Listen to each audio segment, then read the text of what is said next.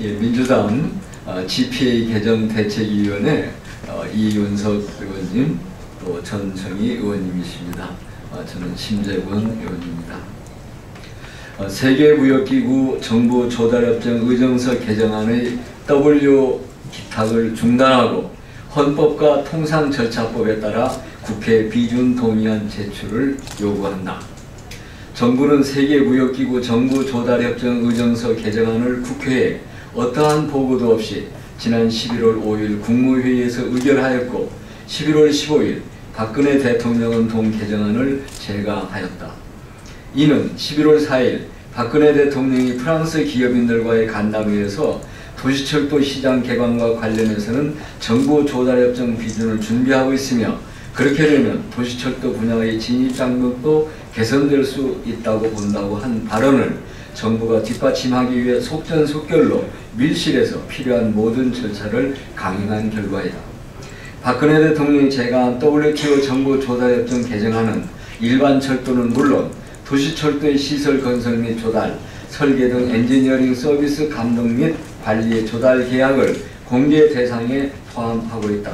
일반 철도의 설계 건설 감독을 비롯해 시설의 유지 보수 등 철도 기관망의 거의 모든 내용을 망라하는 범위다.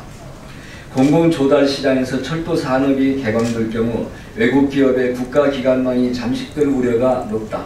또한 조달 시장이 개방될 경우 철도 공공성은 심각한 위협을 받을 것이 분명하고 순차적으로 철도 민영화를 염두에 두고 진행되는 계획의 연장선에 있다고 할 수 있다. 철도의 공공성은 훼손되고 요금 인상으로 인해 국민들의 부담은 더욱 가중될 것이 분명하다. 사회적 합의 없이 일방적으로 처리할 일이 결코 아니다.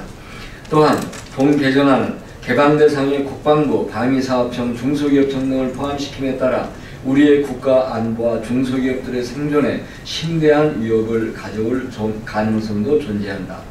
정부가 국민경제, 국가안보 등 국민의 삶에 막대한 영향을 미치는 중대 사안을 독단적으로 판단하고 국민들에게 알지도 않은 것은 대단히 심각한 문제이다. 지난 MB 정권 하에서 정부가 밀실에서 비밀리에 추진하던 한일정보협정이 국민적 저항에 부딪혀 서명 1시간을 앞두고 전격 취소되었던 사건과 다르지 않다. 박근혜 정부가 겉으로는 민생경제에 운운하면서 실상은 민생경제를 근본부터 뒤흔들고 있음 또한 여실히 보여주고 있다.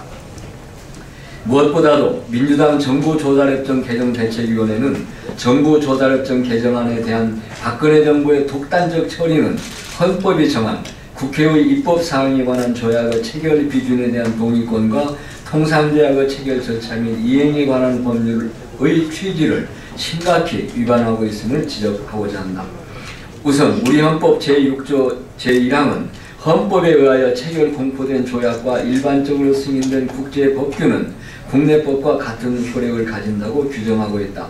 조약은 국내법과 동일한 효력을 가지며 따라서 체결 시 국회 비준 동의를 받은 조약은 개정 시 반드시 국회의 비준 동의를 받아야 한다.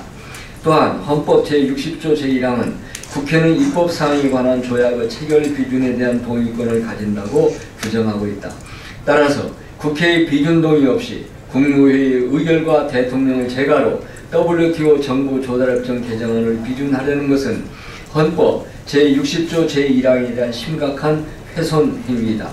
박근혜 정부는 이번 개정안 시행을 위한 국내 법률의 재개정이 필요 없으며 시행령 개정사안이므로 국회 비준이 필요하지 않다고 주장하나 이러한 처사는 명백히 헌법 위반이다. 산업통상부 자원부조차 외교부에 보낸 WTO GPA 개정의정서 국내 절차 진행 요청 문건에 동안건은 국가를 당사자로 하는 계약에 관한 법률과 지방자치단체를 당사자로 하는 계약에 관한 법률의 개정이 필요하다고 판단, 국회 동의를 받아야 한다고 적시하고 있지 않는가.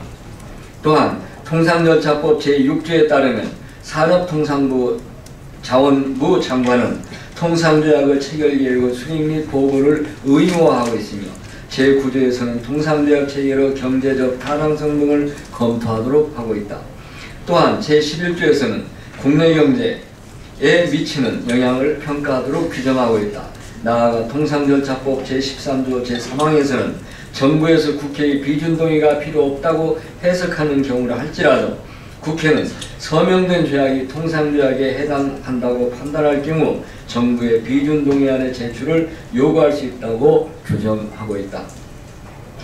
따라서 박근혜 정부의 이번 정보조달협정 개정안 처리는 헌법 위반뿐만이 아니라 통상절차법의 절차도 지키지 않았으며 제13조 제3항 또한 정면으로 위반하고 있다.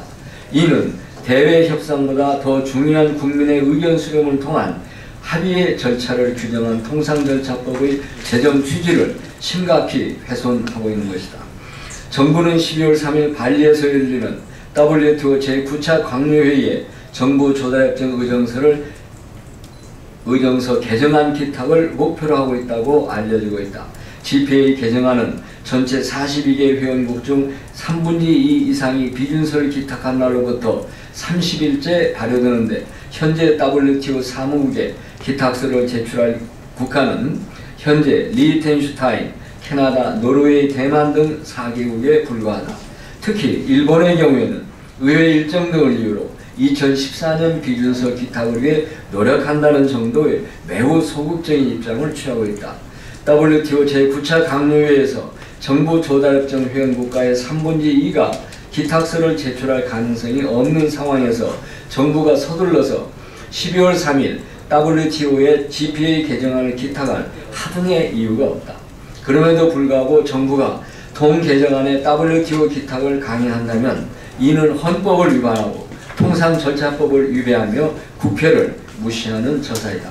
이에 민주당 정보조달협정 개정 대책위원회 위원 일동은 다음과 같이 요구한다. 첫째, 박근혜 정부는 정보조달협정 개정안의 WTO 기탁 추진을 즉각 중단할 것을 요구한다.